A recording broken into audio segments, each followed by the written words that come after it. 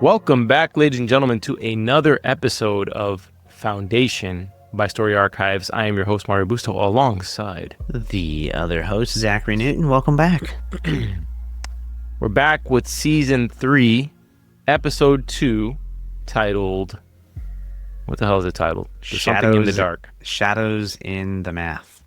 I just had it pulled up. I had my notes pulled up, and I failed step 1 of TV commentary podcast, but... Let me tell you something, man. We're off to a good start so far, in my opinion. I think we spoke last week about Gail possibly being one of, like, a rather forgettable protagonist in some way, right? And one of the things about episode 2, interestingly enough, is that Gail's going to have an opportunity here to lead the second foundation. In fact, there's periods of time in this episode, and you can pause this for now, where she is in charge of the second foundation. I mean, Harry has decided the cryosleep situation is to be done with, at least for him, right? Because they're so behind in terms of being prepared for the third crisis or whatever it is, right? Because there's a little bit of confusion right now. I'm not entirely sure that the Mule is entirely the third crisis, or maybe it's the Navocula weapon that Dusk is sort of planning for his retirement. I don't know what it's kind of like the Death Star on crack. That's what popped into my mind immediately. I was like, oh, we got the Death Star up in this now. Yeah, and obviously I'm assuming the Navocula is an actual weapon from the books. But there's just something odd and somewhat unbelievable about this, and maybe that's sort of the point with the whole Brother Dawn, Dusk, and Day stuff going on right now, is that all three have these plots that are going seemingly behind Demerzel's back. But I find it very hard to believe that she doesn't understand or know every single bit of what's going on. I mean, how does one build this black hole super weapon above Trantor without anybody noticing? Like, oh no, it's just an observatory I'm building. Don't need to visit. Yeah, it doesn't really exist. Dawn is also, striking up an alliance with Gail, which brings into question maybe why Digital Harry Seldon gave Demerzel one of the Prime Radiants. And then you got Day kind of doing his best impression of Dawn from last season, trying to escape entirely and go into the lower levels. Yeah. He's trying to go to his girl's, mycogen level, probably to re-up on some fungi. Or the spores that he loves so much that he's inhaling half this episode. Yeah. So what were your overall impressions? I think that was some of the high notes I wanted to kind of come out the gates swinging strong with. Very, very interesting episode. I agree, though. I don't think they could do this behind Demerzel's back. Like, she's just got to be turning a blind eye. Seems kind of risky now that we've got another super weapon, some planet destroyer. That makes me a little nervous with the Mule. I'll just leave that there. Like, I feel like that could quickly end a lot of things. Although, why not sacrifice Caligan right now? You know, like we could end this thing super fast. Wouldn't be very politically correct, but we would end it fast. Outside of that, the Gail monologues, they're still going. But I think they make a lot more sense now. Like seeing that Gail she's kind of the one person that has transported us over the many centuries at this point. So I'm more okay still with her giving us the monologues. I just hope they tone it back a little bit at some point. Like I wanna feel like I'm in the action, not like I'm observing a story as told by like some elder, you know? Like I feel like a lot of the episodes still is just like Gail explaining things, and I want to see some action. I want to see them, make some moves towards the Mule here. Well, interesting enough. I think that for the first time in a while, I mean, are we gonna get a lot more Gail monologues? We're in present day right now, and we're not catching up anymore. We are technically. There should not be any need to go back further at this point. We are dealing with the present, with the third crisis, with all these things going on. Yeah, we are. And I feel like we'll stay in the moment. Like unless there's just some random scene from like Lupin, where you'd get to the end of, I don't know, like an episode and it would play back the whole series of events that led up to what happened. Like unless we get something like that, I feel like we're gonna stay in the moment a lot more. I think there's a high chance of more flashbacks, but we will see one way or the other. Um, the Mule gets another terrifying debut, or Hmm. he's not like it's not really his debut, but it's like the sequel to his terrifying debut, where he has a kid put a gun to his head. Um, Yeah. Interesting tactics. What do you think of the whole introduction to his new security council, whatever we're gonna call him? Her own head. Yeah, I want to call somebody bread rolled now. Like just see what the reaction is. Uh very I don't know if feel better about him or worse about him after the scene. I feel like I have to feel worse about him, but then at the same time I'm relieved that he didn't make the little girl blow her brains out. Yeah, Like no, like if a they would have, father, if like that would have I taken knew way too far. that would have been a TV first, 100%. Yeah. Why am I? Felt like Why they could have is gone there though. why is this in German? I don't know. I'm on Why not? IMDb and I'm like trying to read things and I'm like, am I going insane? And it's No. all in. I guess I accidentally went to the German. No, I don't I know. feel like I might be on your computer. I mean, I don't put it in German. I mean, every now and then I'll try and read a little something. Okay, so Skirlet, little Skirlet. I thought little Skirlet was a boy at first. Really? I did Yeah. because he She just seemed looked like he looked like he had cornrows, and then you zoomed out and it was a ponytail. I was like, oh, okay, mm, little Skirlet. she was a little too happy for everything going on. I think because she's a kid, like you saw the guard, right? So he does like in that demonstration, it's really dark, right? He hands, Hmm. this kid bread roll. I like the little nickname bread roll Yeah. too. I thought that was a cute little name, cute kid too. Um, which made the scene all the more like all the worse. You're just like, oh, how are you gonna kill this kid? I thought Yeah. perhaps there was like a 30% chance where it would do off screen, like an off screen death where you just hear the gunshot, Yeah. You right? watch I everybody's could reaction there. Yeah. like blood splatters or something. I don't know. I also thought for a moment that her father's head was going to be on the platter and not the gun for a second. So interesting enough. Yeah. Could have been. Um, but what was I gonna say? So he does the demonstration, and it's not only to kind of prove a point that he can get anybody to do what he wants, but he gets the female guard to finish the countdown. So she says three, right? But she Hmm. says it again. You can clearly see she's fighting, and it's against her will that she says it. Whereas Hmm. Skirlet is going along with it and actually disappointed that she can't shoot herself in the head. Like Yeah. the only time she's fighting him back is because she wants to shoot herself. Maybe she was fighting him back because she wanted to shoot him, but the way he said Nah. it was one of those things where he was like, "Don't worry, I'll let you shoot yourself one day," which is really dark because you actually believe him when he says it. Yeah. No, I completely agree. I feel like she was completely brainwashed at that point, which was just depicting the state that everybody will be in at some point. But everybody's gonna fall victim to the mule. So, in regards to those powers, I was thinking about like the planet destroyer, and I was wondering I wonder how far his powers reach. Like, does it have to be that he's within like 100 feet of you, or can he try to mind control from across the galaxy, so to speak? Mm, that's a good question. I mean, I don't. I feel like his reach would have to go pretty far, right? Because I'm thinking back to Tellum from last season, and I mean she was pulling in everybody that had Well, powers, right? Like she was kind of like calling them. across the universe, she was doing that. I don't.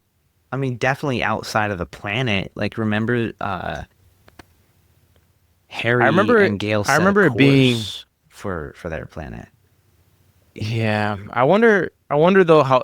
Look, I find it hard to believe. Like, for example, let's say the mule finds out about the planet destroyer, and he's like, and he knows that they're firing up the beam for it. And from Caligan, he's just like, "You love me. You want to turn the beam on yourself because of how Yeah. much you love me." which feels like the natural progression of where it's going to go with that. So, I want to talk a little bit more about Harry. Well, actually, a lot of bit more about Harry because it's interesting. At one point in the episode, when they do the little time skip with Harry, I'm thinking he literally looked like Anthony Hopkins for a brief moment when they did the first jump, which I thought that they did a really smooth job of condensing, and I think that they've been doing a very good job of condensing 150 years, right? Because it would be quite tedious to go through a detailed, summary or reenaction of everything that occurred in the 150 years. I think they've done a pretty spectacular job of sort of summarizing it while keeping you interested, while not losing you completely, because I feel completely up to speed for the most part now of where I am. It took me about 2 episodes, couple review videos, a little bit of a rewatching, but now fully locked in, know the pieces. There's a lot of mystery. There's little tidbits of Harry in this episode and the return of Cali, the mysterious.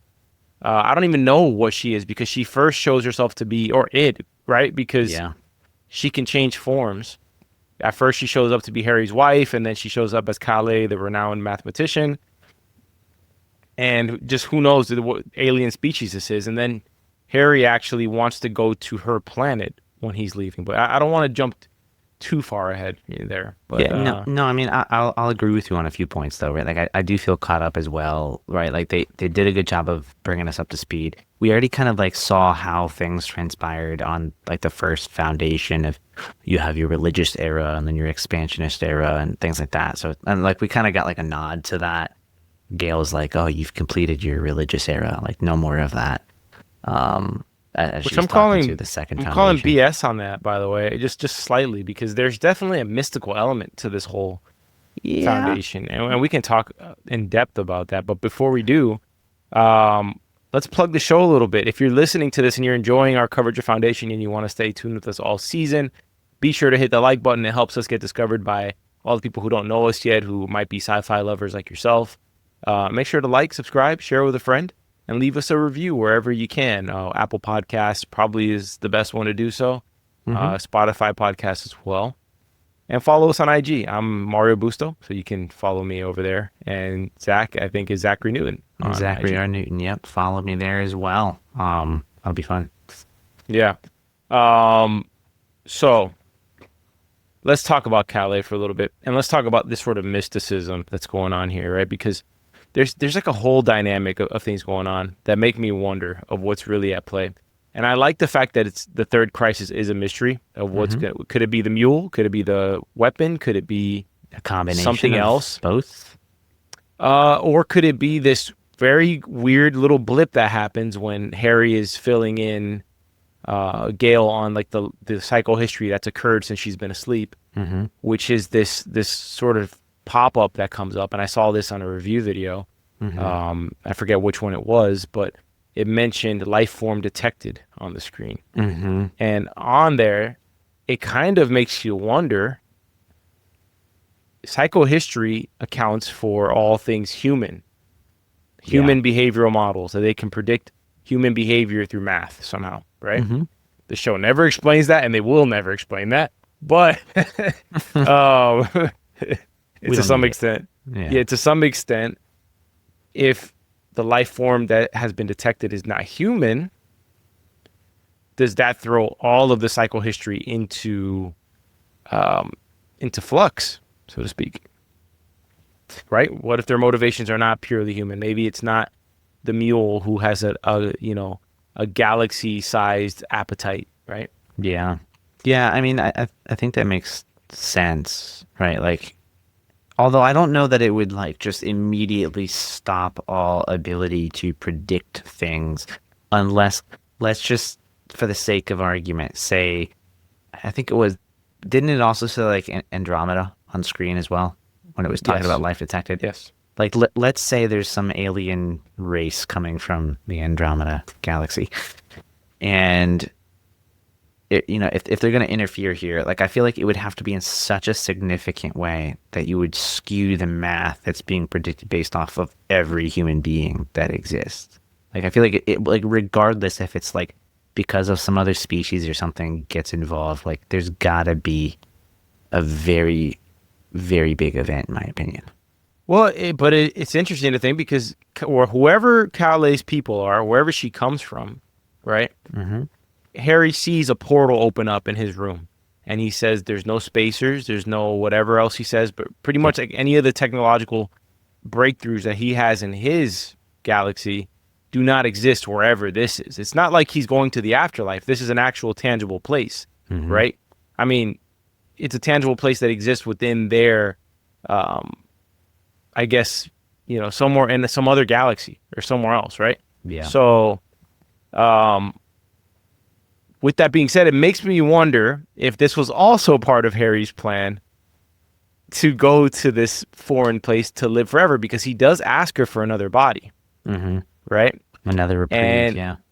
and they did tell him, this species did tell him that they wanted him to have some skin in the game, right? Mm-hmm. Because they can't have skin in the game, right?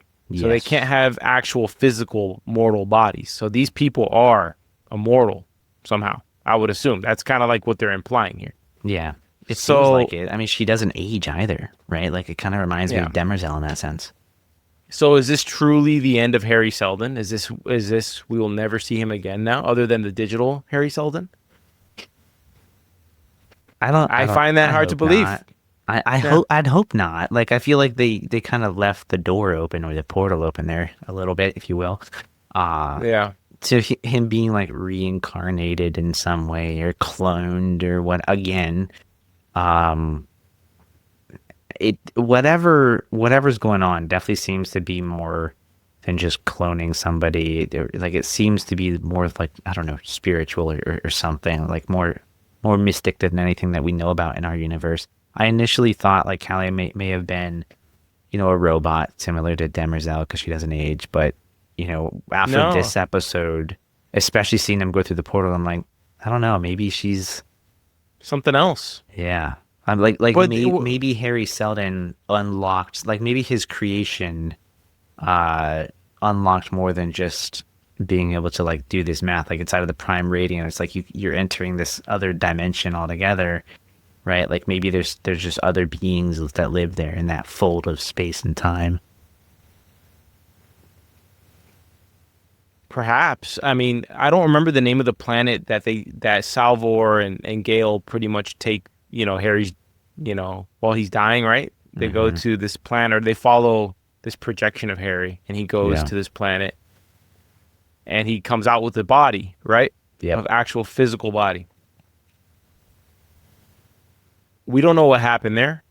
I don't believe that Harry predicted that was going to happen. No.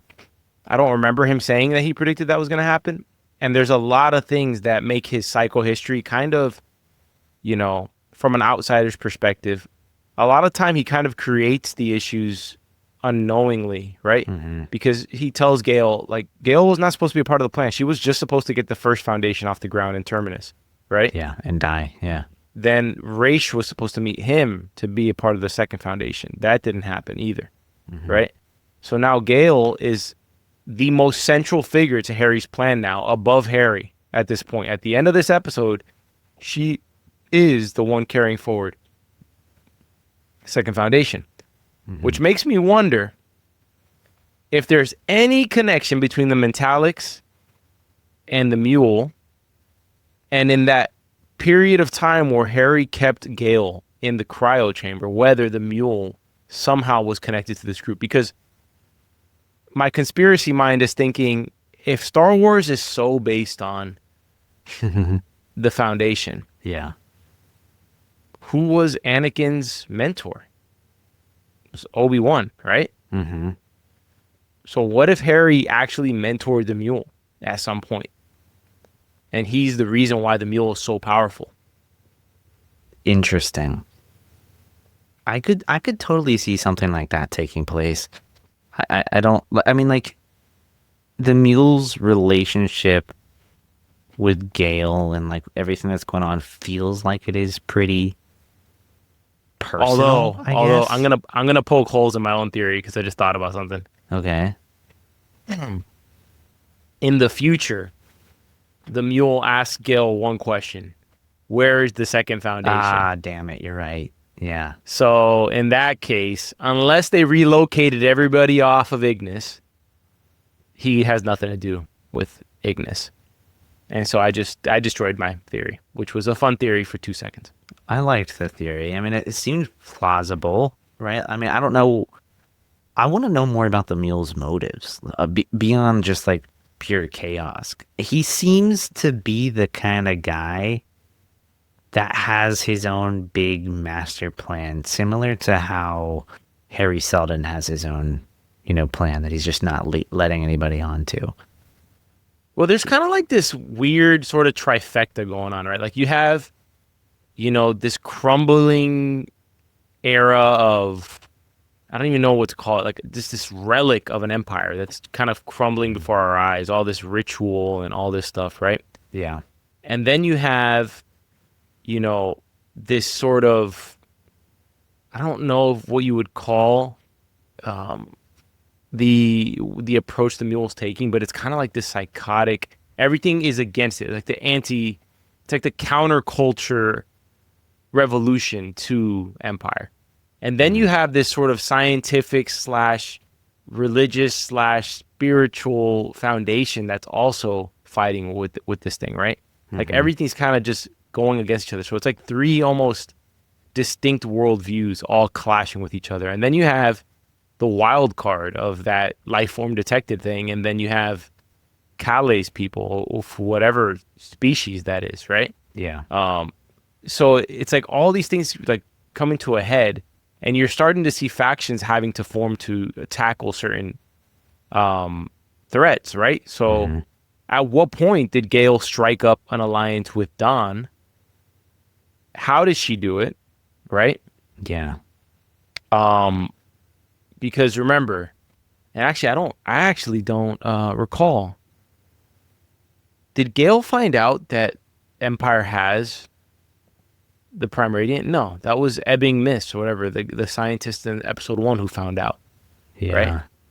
So then how would she have known to communicate with the Cleons? And how did she do it? She would have had to have met, I guess, with Digital Harry. Well, I mean, current time, right? Like current time being the majority of what we saw in the last episode with the meal being present takes place like 4 years after Gail wakes up and Harry departs, right? Like, so there's like a span of 4 years there where we don't know what happened. Like there could have been any sort of hidden message in, her Prime Radiant talking about this stuff. There could have been other things that, Harry wrote in there. Yeah, but Don literally tells her when he picks up the phone, let's just say call it the phone. He says, the moment I heard the mule, I knew that it would be you. Like I knew that I would hear from you soon after that. So Don was filled in mad early, like mad early of something. And it seems that his brothers were not contacted about this plan either. So I would love to know what the deal with that is. And then there's just so many wild cards going on, right? You have this sort of weird,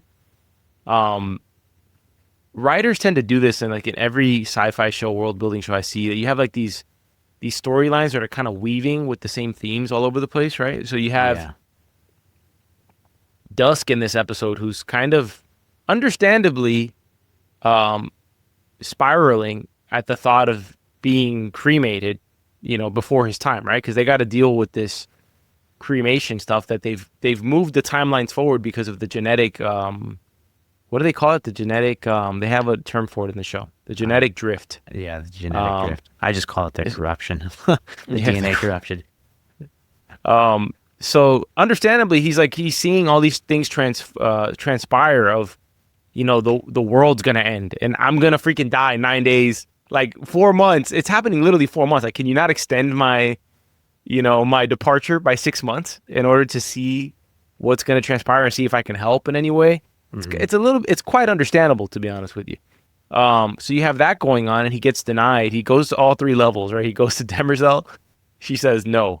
He goes to Day. Day literally, in like a hedonistic example, is like, listen, like we're just puppets, Yeah, he had a great line. That was my favorite line in the episode, which was that we're puppets dressed as kings or something like that.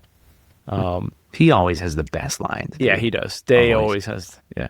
So he stabs himself. He shows the nanites that are self healing. So he says no to Dusk as well, and then he goes to Dawn, and sort of takes a different approach with Dawn. He doesn't ask him for a reprieve, right? But he does hint at something that he wants to give him, right? So he's giving him something that is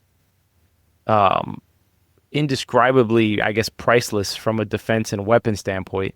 And so he's going to ask for something in return, right?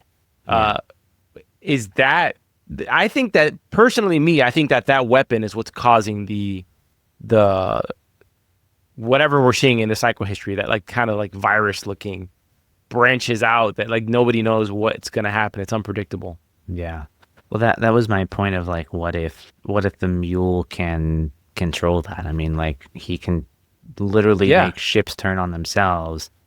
I feel like you just get in the mind of one operator, one black hole Death Star operator, and you can blow up whatever you want. Like that's the big stick there, you know? By the way, I want to say shout out to this season because I don't think we've ever had so many interesting characters in one season that I actually want to see on screen, because previous seasons, there were some characters that I didn't really care too much about. But on this one, I want to see Harry. I want to see Brother Day. I want to see Brother Don. I want to see Brother Dusk. I want to see Demerzel. I want to see Gail. I want to see Han Pritcher. I want to see the two new characters who are fascinating, which is Torin Mallow and Beta Mallow, who are these sort of hyper-futuristic TikTok influencers with their little cameras everywhere. And they live this sort of also slightly hedonistic life. I feel like they'd get along with Brother Day. And they're intriguing too, because while they're sort of high rollers who live like in the lap of luxury, they also seem uniquely sort of moral as well. Yeah. Although under the surface.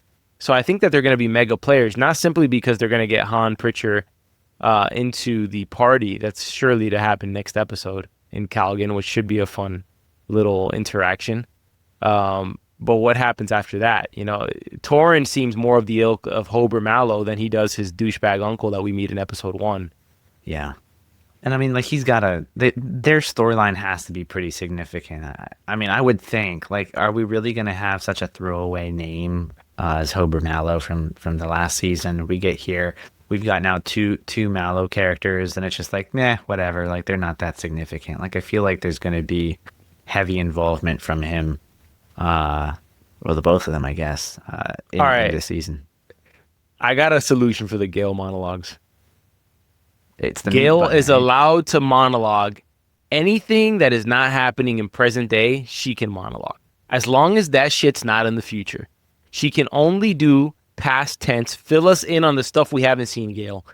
Don't do these monologues that are like, Torin Mallow came from a long line of traders, descended from a Hober Mallow, but over the years, like, stop with the omniscient Gail shit. Like, I can't stand it, bro. Every time I hear it, it drives me insane. Keep her in the present, and I don't mind it. Like, if we have 150 years we got to catch up, give me the Gail monologue, but just stop it. And by the way, I don't like it in any movie.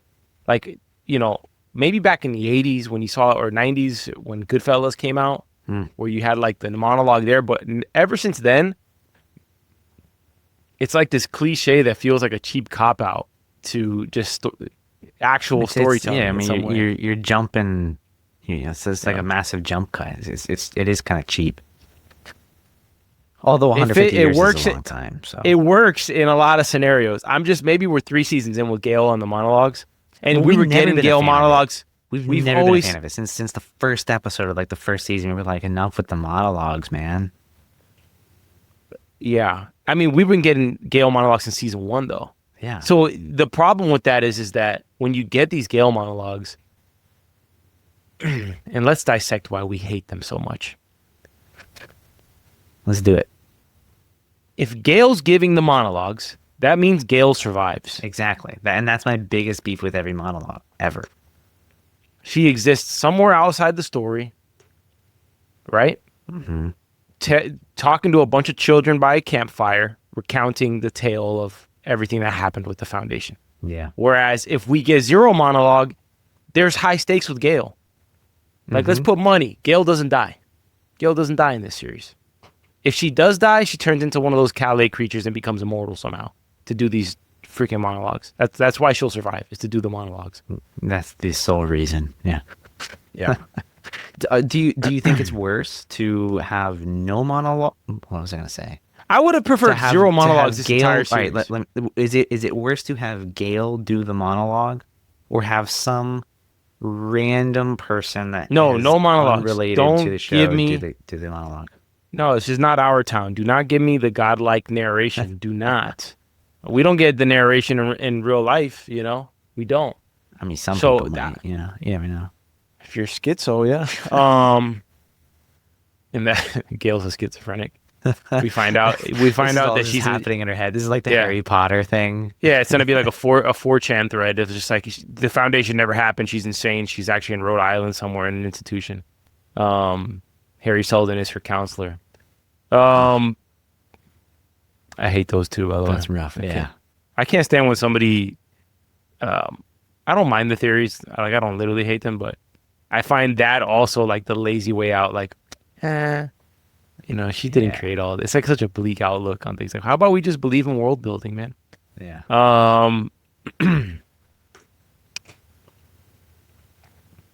So the monologues at all. I think there was a way to do this series with almost no monologue.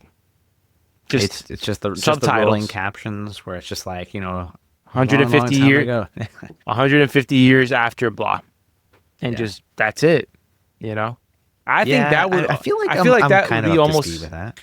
I feel like that would be almost more mysterious and cool, and then give us a bunch of resources outside, like the world of Potter. You know, the thing that would be so cool to, not to cut you off, but to have a like this web whole tool. world. Yeah. Like I was thinking of like when you and I were doing like the House of the Dragon stuff, and we can go on and we can look at the whole friggin' map, and like it's an interactive. That shit is cool. Like we live in a different time now where we can create these digital expansions or whatever you want to call it to, you know, TV, film, everything. Yeah. Could you build something like that in Figma? I mean, you could design it, but I mean, you'd probably build it out in maybe something like Webflow or whatever. Although Figma does have Figma sites now, so maybe, like, I haven't played around with it too much. It's possible, I guess. I hear they're coming for everything.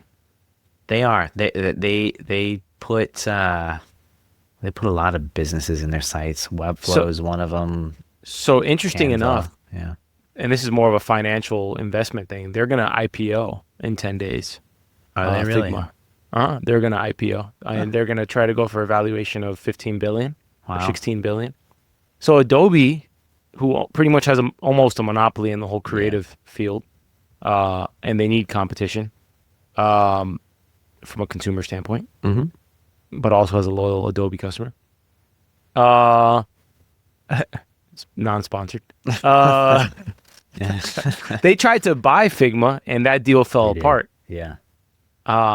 So I'm interested to see where it goes. So anyways, I really hope Figma keeps up. Like, we're a TV commentary. We're a TV commentary show, but we're giving you some investment. This is not financial advice. Some investment things right there, because I was shocked. I saw Robinhood send a little notification that you can get into the IPO at IPO prices. You can request it, not necessarily that you're going to get it, but you can request it at IPO price, which is $25 to $28. And plebs like us who are not accredited investors do not get opportunities to buy IPO price. We have to always buy some other freaking tech bros bag for him while they dump on our retail heads. So anyways, if you're interested in IPOs, go log into Robinhood. We should have like a QR code for investing and do like an investing side show. Why not? Yeah.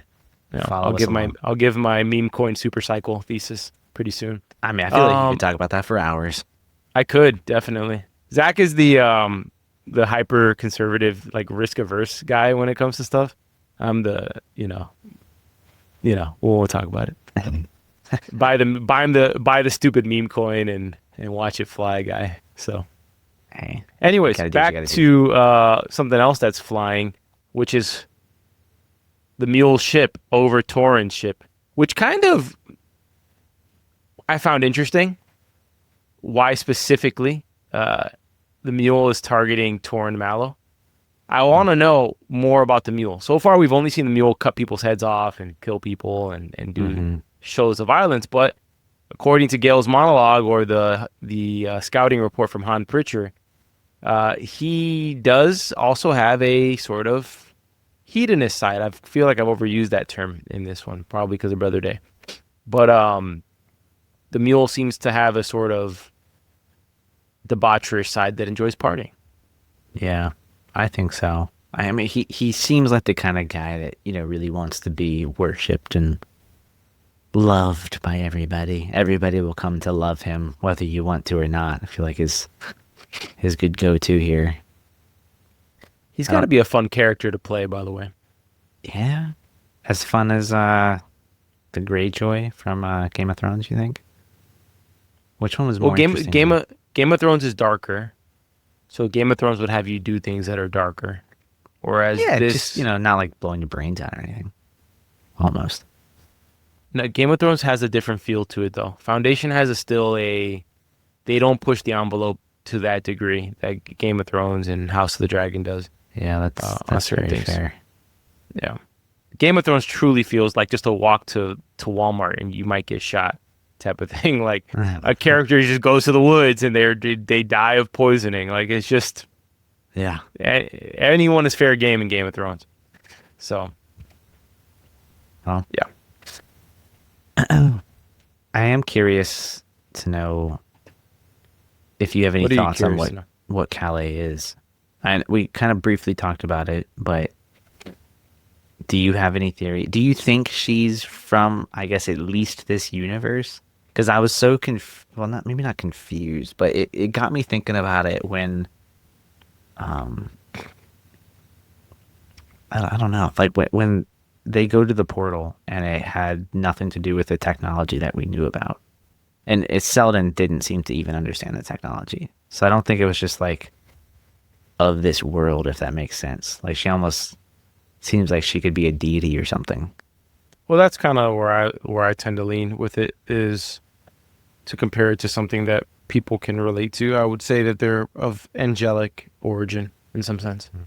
Because even Harry, who's like pretty much science only guy, has pretty much said that there's something else larger going on behind the scenes here with you, Gail. Like there's just something larger behind the scenes going on here. So he knows that he's not completely in control of this sort of situation. In a lot of ways, the psychohistory is kind of a self-fulfilling prophecy, you know? Mm-hmm. Like that's kind of my philosophy with some of the stuff with the psychohistory, which is if enough people believe that empire is going to fall, then it will fall. You get me? But if, like, for example, if they had, like, my perspective, and commenters, come at me in the comments if you want, if you disagree. I feel like if they would have just chopped Harry Selden's head off, like, in Trantor, if they would have just cut his head off, none of this happens. They just, like, everyone forgets about Harry, like, within 100 years. And that's it. Maybe everybody would forget about Harry. Maybe we wouldn't have the foundations, 1, 2, but maybe we would still get the Mule. Like maybe all of that would still come true.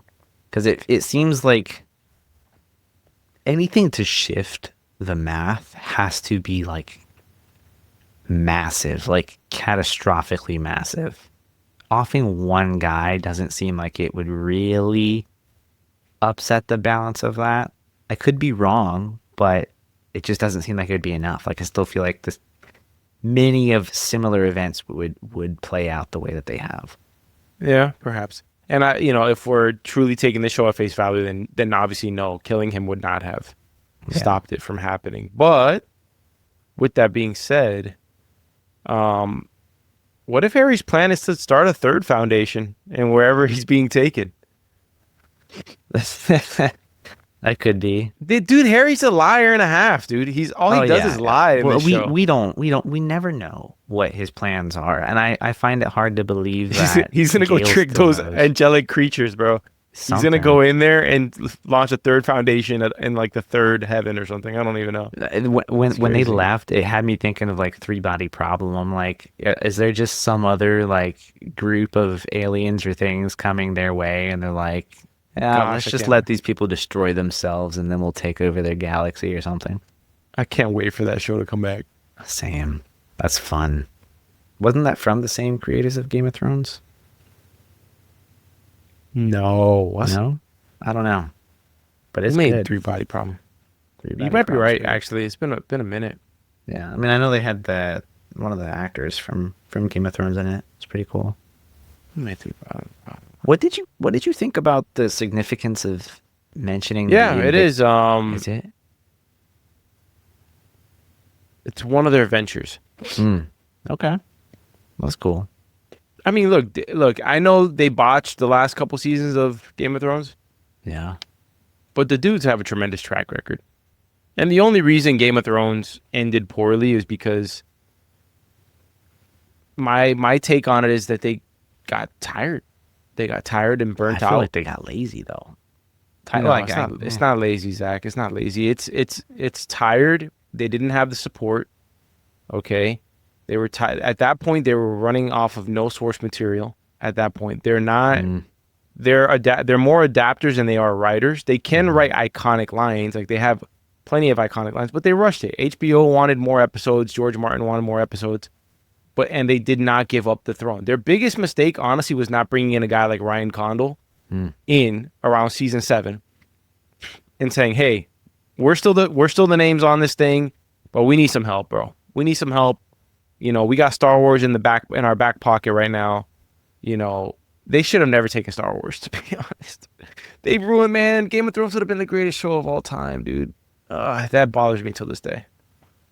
Wow. But it's okay. We got Harry Potter coming out in 2027, and that's Yeah, gonna we fix do. everything. It's gonna That'll fix be good. everything. That'll make, Yeah. make us all happy.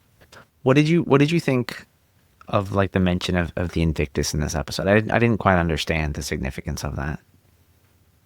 Oh, dude, you're gonna have to break that one down because I'm as So lost I'm as you are with that one. when Is that the anomaly detected thing? The yeah, life form detected? You think? remember when Harry's talking to Gail and he like opens the Prime Radiant and he's talking about like all this stuff we Yeah, kind of yeah. see. He had mentioned something about the Invictus and it's like I don't know, the Invictus would be important, but that thing crashed into Terminus. I was Like, actually kind of bummed to hear about the Invictus. Like, how are we gonna bring this back again? well, that's my point. Like I didn't like he was talking about like the Invictus being important in the future is what it seemed like, and I'm like, but it's gone. It's been gone. Like, what are you talking about? Yeah. Like, did you suck the Invictus into your Pause. vault or something like that? Like, is it Um, hiding in there? We're gonna have I an don't know. Invictus and Black Hole Death Star showdown in a coming episode. Yeah, I need a more thorough example of where the Death Star weapon is located in relation to Trantor and how on Earth. Like if Demerzel truly has no idea that it's there, Mm-hmm. that's something that would bother me deeply. Yeah. Deeply, deeply. What were your thoughts about I was a little bit taken aback. Probably the most surprising thing in the episode was the Gail and Don alliance, whatever you want to call it. It seems to be that there will be an alliance between the Second Foundation and the Empire in a much deeper way. And perhaps it's critically important that it's secret so that the Mule doesn't know about it, so that the Mule can't do any mind control type stuff. Right? Because if he doesn't know about it, then he can't interfere with it in some ways. Yeah. I mean, secret. He has two Sure enemies, seems two mega important, enemies. Yeah, He I has, mean, I feel like he wants to take on the whole universe, though. So he's probably got a lot more than just those two. oh, by Uh, by the way, before I forget it, and Yeah. not to interrupt you, Yeah. when Dusk is getting that whole explanation about the freaking planet destroyer, he says, Mhm. "Is it gone?" And the dude who created it is like, "Oh, it's not gone. It's just changed forever." That confused the hell out of me. Same. I'm glad. Did it kill anybody? Did they kill everybody or not? Did they destroy a planet or did they just turn it into a different version of the planet in some way? Maybe it like. I mean, what would happen? Like, I feel like it would just destroy. I mean, I guess changed forever could be read as like, yeah, it's destroyed. Like, I mean, I'm For just some being reason, fancy with the way I'm saying it. For some reason, it reminded me of Three Body Problem when they have the one riddle where they keep on going to see Genghis Khan and everybody keeps floating up and everybody keeps floating into space and dying. Like the gravitational pull gets destroyed. That shit was haunting. I had nightmares about that after watching Three Body Problem. You don't remember that, Zach? When they go to the planet and they have to solve the riddle, Yeah. and everybody keeps floating away into space and nobody can do anything about it, and the kid keeps dying over and over I again. remember it vividly. Yeah, it was very entertaining. It was creepy. Maybe that's what the was weapon creepy does. as hell, man. It like changes the planet into some unsustainable thing.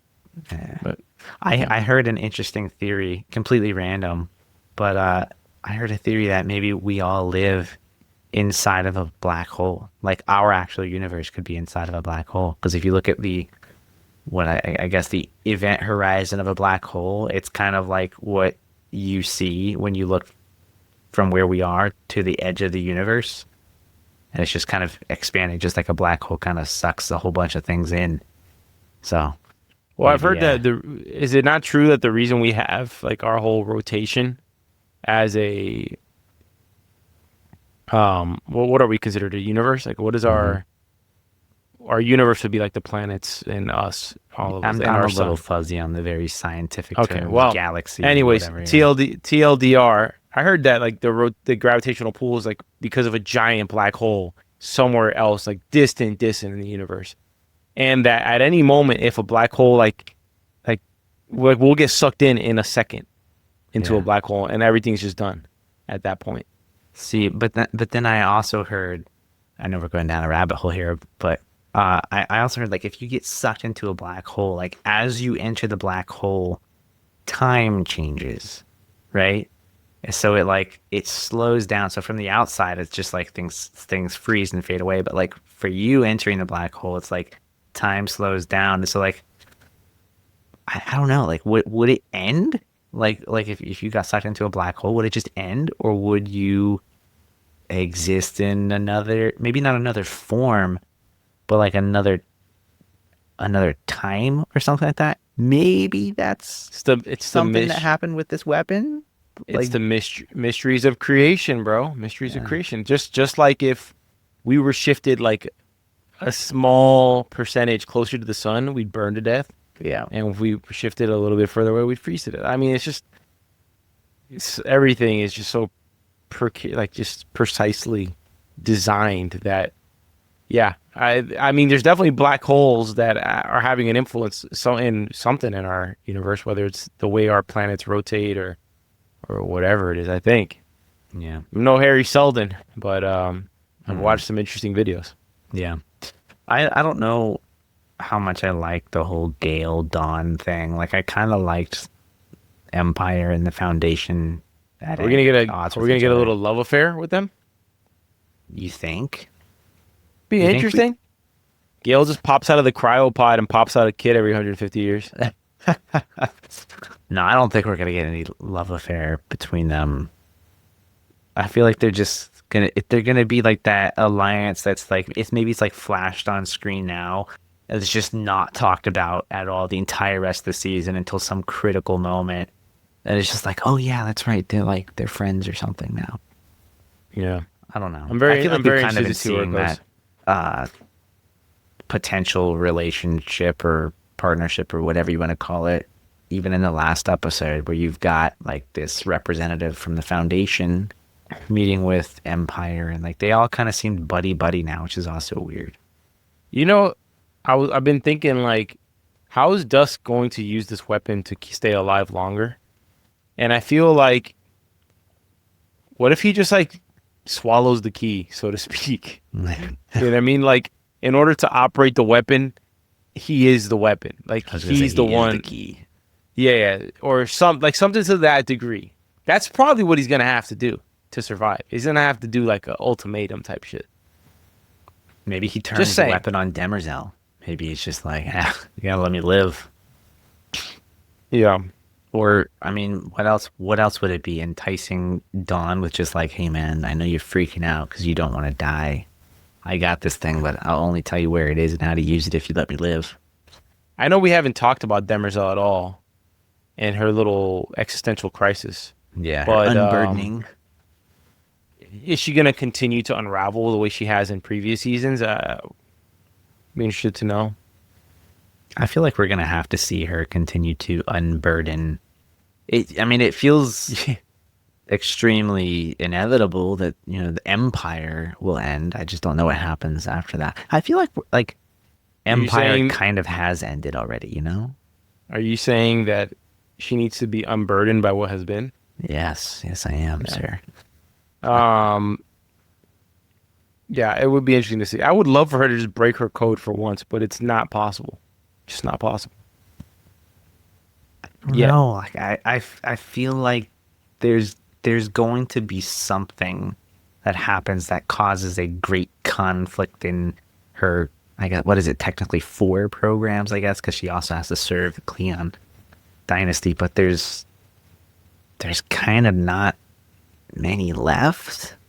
Oh, if I mean like they're not even like the same. Like they're just destroyed. They've been shifted genetically from what they used to be. So it's like, are they really? Is she really serving the same people?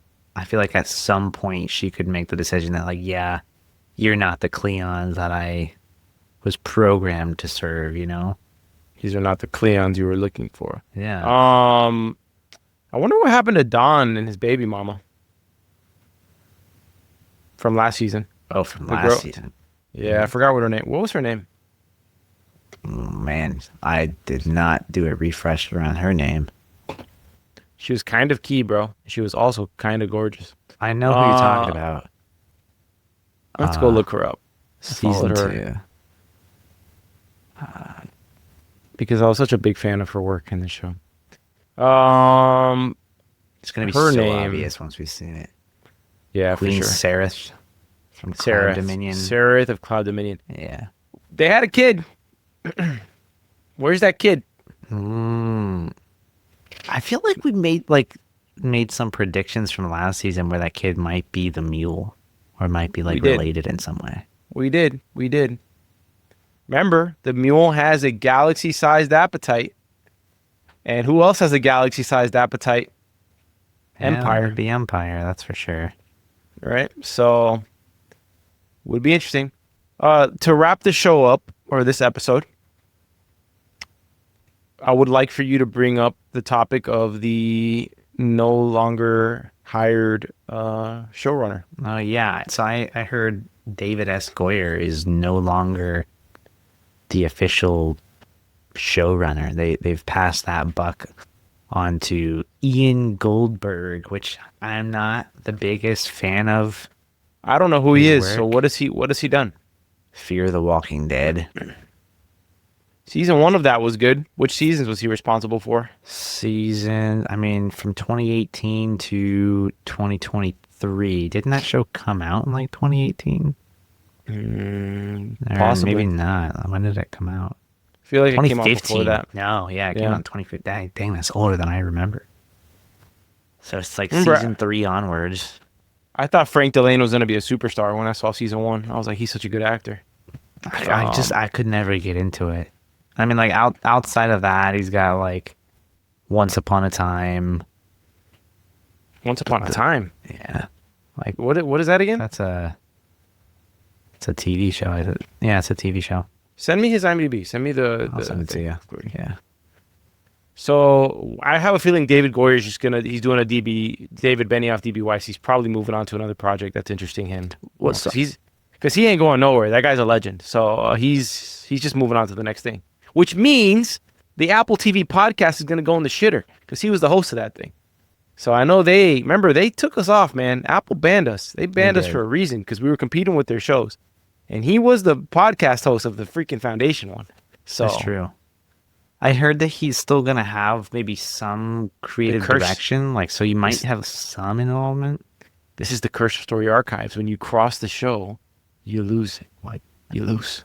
Well, let's see if that plays out in other areas too. Like his life falls apart. That would be horrible. Maybe he'll be a guest on here at some point. Like, stop, David. Just come on the show. Say you love us more than anything. Just pull a little bread roll with him. Man, More than anything, sir. It's kind of funny. yeah. Ian Goldberg. Okay, so he did that demonic ass movie, The Autopsy of Jane Doe. That's horrible. Wow, he's done a series of just purely demonic shit. Yeah, I'm not.